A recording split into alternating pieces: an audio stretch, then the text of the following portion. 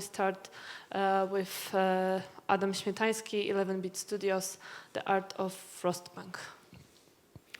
Hello guys, my name is Adam. I am currently working in 11-bit Studios as a senior concept artist, and we're currently developing graphical assets for the title Frostpunk.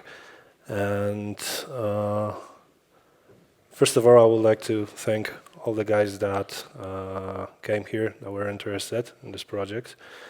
And at the beginning, I would like to say that it's going to be a pretty much stand-up presentation.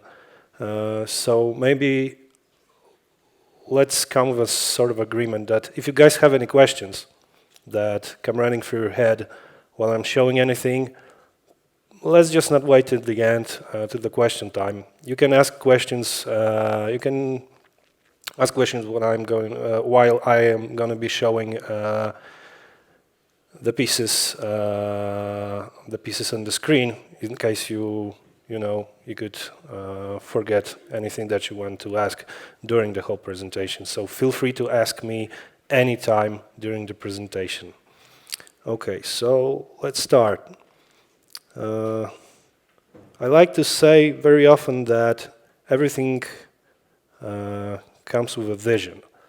That before we start to do any concept arts, before we start doing any graphics, there is some sort of vision that comes into a head, into a very talented person, and our current task, the task of us as concept artists, is to try and describe this vision as clearly as possible. So at this presentation, I will want to show you what kind of creative processes and graphics we were creating while the whole project, the story and everything was coming to life. So at the start, we tried to create some sort of environment that our game is going to be happening, to create some world. Here are some works of me and a very talented guy, Jakub Kowalczyk. We started by early developing the looks of the game and the environment that you can see, you can explore, the game is going to take place on.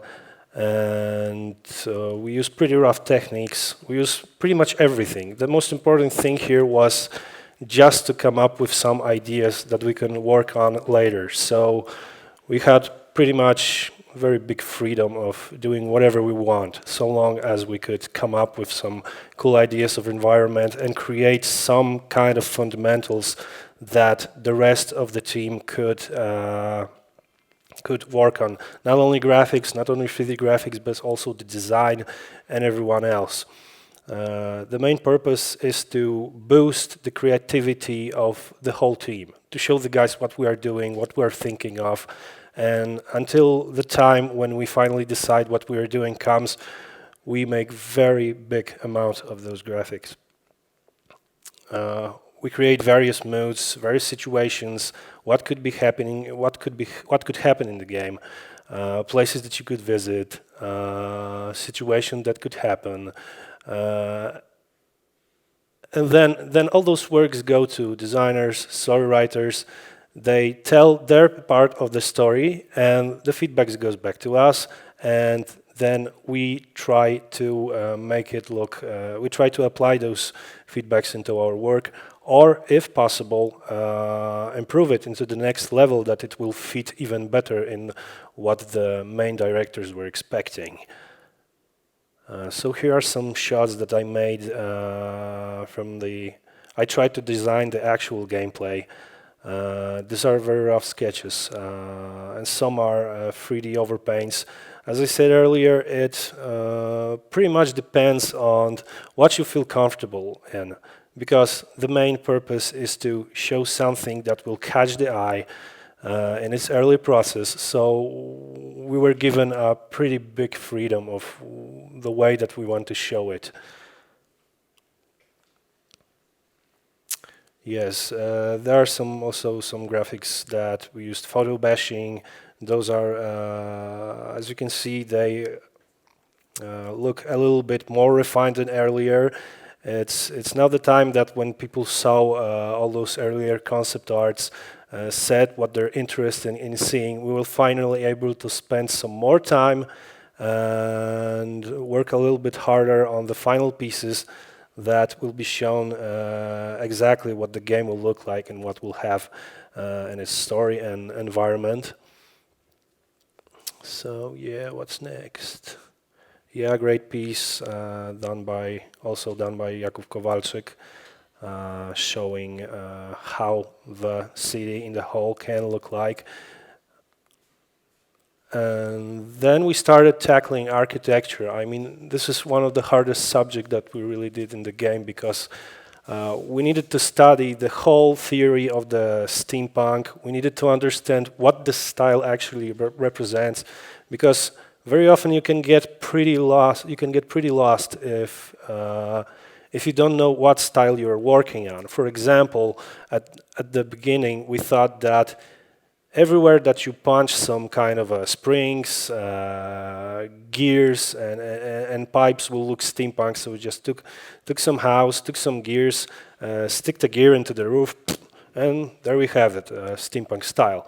At the beginning, it was pretty much just trying to learn what the style of steampunk was, how it could be created, and then we stumbled upon another problem. And the problem was that we cannot do exactly the same Victorian houses in the environment that we have in the game, because they would just fall apart. I mean, there's like minus very low degrees in temperature. So pretty much it was pretty much impossible to build normal Victorian houses. So we needed to create our own steampunk that would later become to be known as Frostpunk. It was in some article in net, I actually read that steampunk was some kind of was at the beginning was a cyberpunk style that the creators needed to adjust to some other time, to some other epoch, to some other era. So they tried to create cyberpunk environments, cyberpunk assets, thinking about them like they were created in Victorian times. And from what I knew, and from that time, from that moment, I knew that we need to start 100% relying on what we see in the references, what we see in the movies and everything else, and we need to start getting creative, creating our own unique style.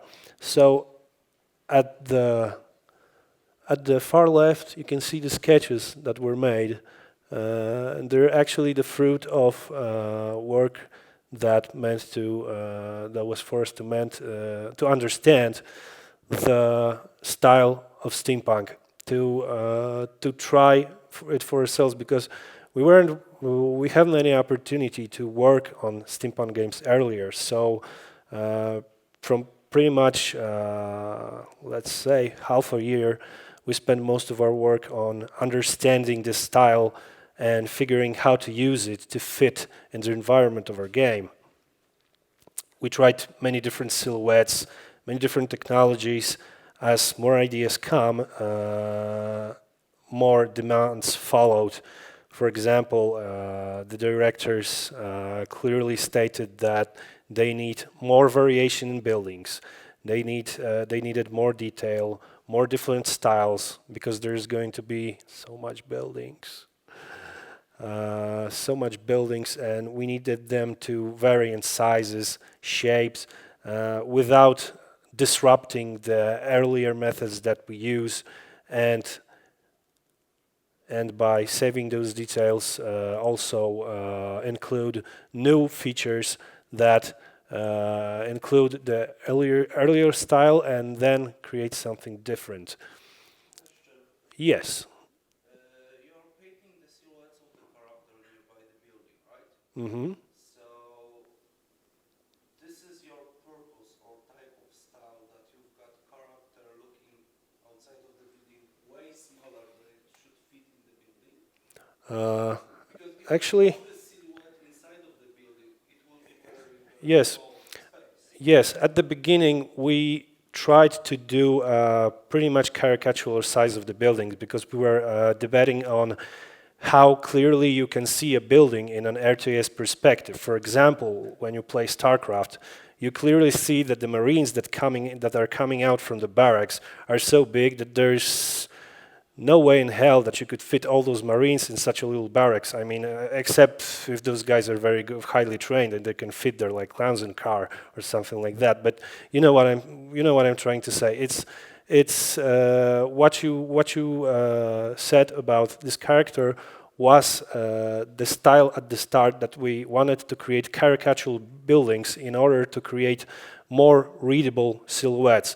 But as the project got bigger and bigger, the directors wanted for us to create more detailed buildings that you're going to see pretty soon on the next slides. So here we basically focused on creating some new styles so the buildings could differ. For example, the building on the far left looks like a shack created from scrap, from parts that are commonly easy to find, and the buildings on the far right represent a style that is more highly technologically advanced. But even though those styles differ in each other, they need to save some of the steampunk style. So yeah. That's about it. And here are the next attempts of creating some buildings. Those are two caricatural buildings that, of course, not many people could fit in. And we applied more color because when we finally figure out by the sketches what we can do, I mostly used sketches at the beginning because they take a little less time and are very easy to read. So I try to save time in order to apply as much creative ideas as I can. And when we have enough ideas and the directors know which way they want to go, then I try to apply some colors to them to see if those colors fit in their environment. So yeah, those are like first attempts doing just random steampunk houses that look very heavily steampunk, but they actually were pretty much too funny for a serious game. So we thought that we need to come with something more serious in order to avoid the funniness in the subject, actually serious subject that we want to send to the viewers. And here are some other sketches of the advanced style. Those sketches change very often. Those sketches are actually, as I said earlier, I'm trying to develop something very fast without making too much effort in the whole work, because we have so many buildings that actually, if you would try to make every concept, every iteration of the building a personal little work of art, I mean, personally, it would cyclically destroy me. So I try to, at the beginning, I try to focus mostly on presenting the as clear shape of the concept as possible, with saving maximum effort. Yeah, and as you can see there, as the game progresses, we began to having more detailed buildings, more advanced, because the technology, the game includes very technologically advanced buildings, simple buildings. So actually, I avoided rendering them unless the directors said they were okay. Here are some iterations from our friend Jack. Jack, are you here? Nope. Well, so sad, Jack. You left me here.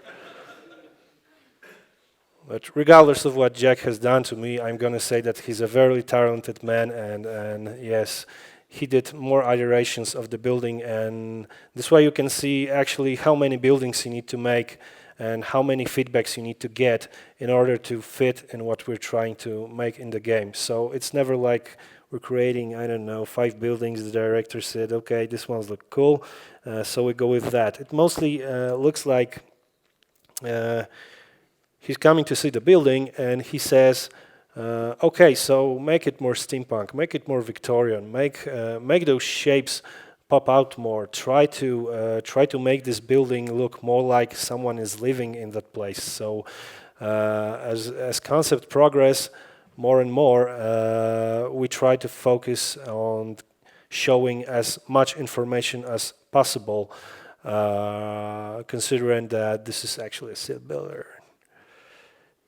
Yes, and when we finish our part of the project, when we finish our part of doing concepts, then some 3D artists do some concept meshes, which would be pretty impossible for them to create at the earlier stage. So when we finally help them get enough feedback and enough visual explanation of what they're going to be doing, they can safely develop some of the shapes that will progress through the gameplay and to the next level of the development. And here are the highly detailed concepts of the buildings, pretty much almost final, that were done by Jakub Kowalczyk.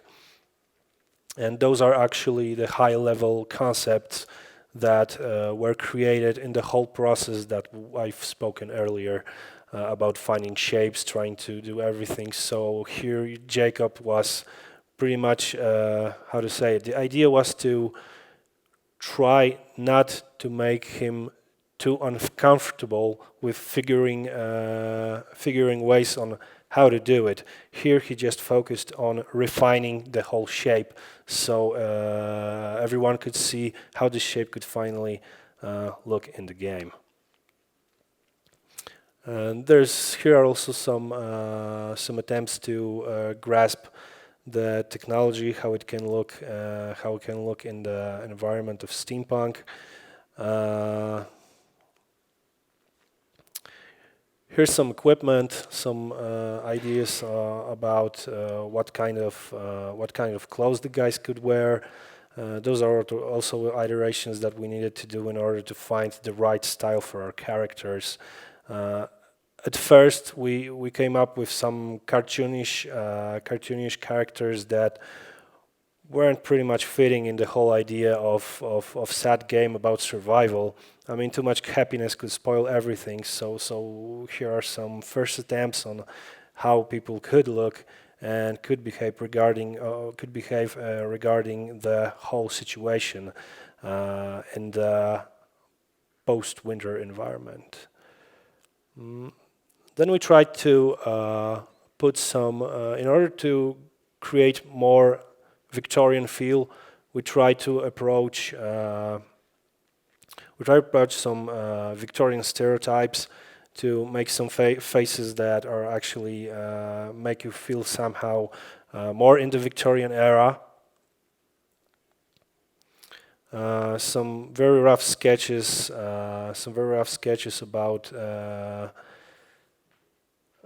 about classes, and at the beginning we were trying to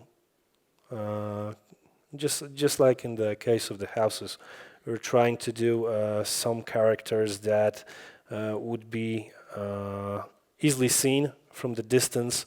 So we put our main focus on the colors, and only on the colors, and also on some silhouettes. So here's an attempt to try and develop some kind of guys that are working in something, technological guys. They have their unique color. Here we tried to do some aristocrats, change their color to more expensive looking like. I played with some shapes to see if maybe we could recognize the characters a little bit more by the unique silhouette, like it wasn't the case with the buildings.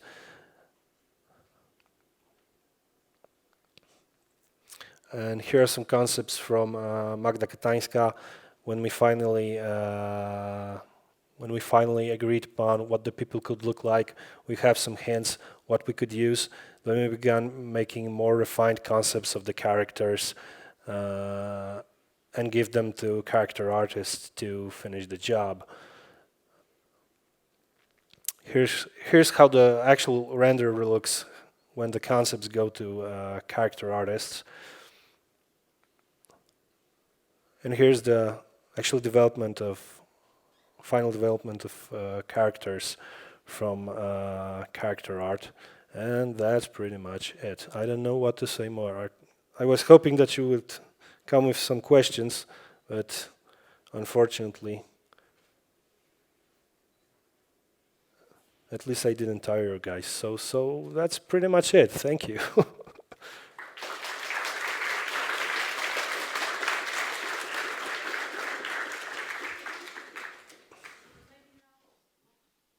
Maybe now someone has a question.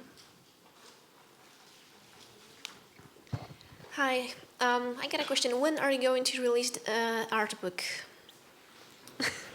I'm not asking if, just when. Let's say that we're waging a pretty brutal war to release some art book. Right now, we're looking for someone that could do some good art book. I'm having a very high hopes that something will be gathered, but right now it's a pretty big mystery. Okay. So. Well, I hope you will release something soon. Thank you for hoping.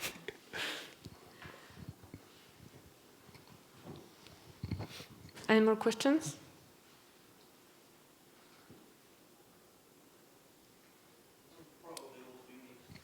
Wait. Cheers. I wonder because when you were showing the concept of the aristocrats, why did you use the doctor's mask instead of more detailed masquerade masks? Because there are definitely doctor's masks. Okay, you definitely got me by that question. We actually used doctor's mask because at the early development of the characters, we were trying to just put some kind of style to make it feel more Victorian-like. So then we take less attention and what is exactly, what some parts are exactly showing in order to just create some point of start for a concept.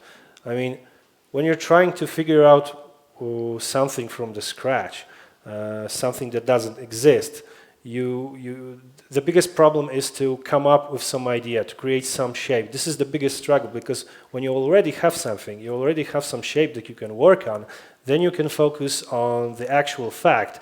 Is this belt is the right epoch? Are those glasses fitting the Victorian style? All those things. But at the beginning, definitely the biggest struggle is to come up with something. When you're standing next to a clear sheet and try to come up with some idea. So those masks are pretty much the effect of the early development of the characters. That wasn't mostly the case. The main idea was to try putting some colors that make them differ from themselves. Because when you were sliding through all the characters, it was great work. Because I knew exactly when you said that this unit is engineer, I knew the red one is like, cannon fodder. The dark one was some kind of stealth character that probably going behind the enemy lines. But this one, for me, looks like a healer. A healer? Interesting. I actually tried to figure out what some colors mean and stumble upon a material that we're saying. I applied violet because at the early times, the Victorian era, many colors were very hard to find, were very hard to get. For example, like scarlet. And because of that, most like ultramarine robes were reserved only for rich people, like priests, diacons, only people that could afford that. For example, look at the icons of Holy Mary, and you can see that those classic paintings have at least one part of the painting cover in ultramarine, because it was pretty much a pigment more expensive than the gold itself. So I tried to apply some expensive colors in those characters that could, how do you say it, add a meaning of expensiveness and nobility to those characters. And actually my art director said pretty much the same thing, that they look mostly like healers than aristocrats. But hey, anything for the progress, right? Thank you. Very nice talk. Thank you. You know, I want to add something. The same mask is used in Kubrick's Ice White Shot. Mm-hmm. So for me, it's connection with some sexual predators. Sexual Yes. predators. Okay, I mean, if you're rich and you can do pretty much everything you like, it's going that way. For example, politicians. I mean, those guys are rich, and you can read pretty often the news what they can do. So maybe it's because of that. Maybe it's because of the news, of the mainstream news, that always show rich people as sexual predators and something like that. I don't know.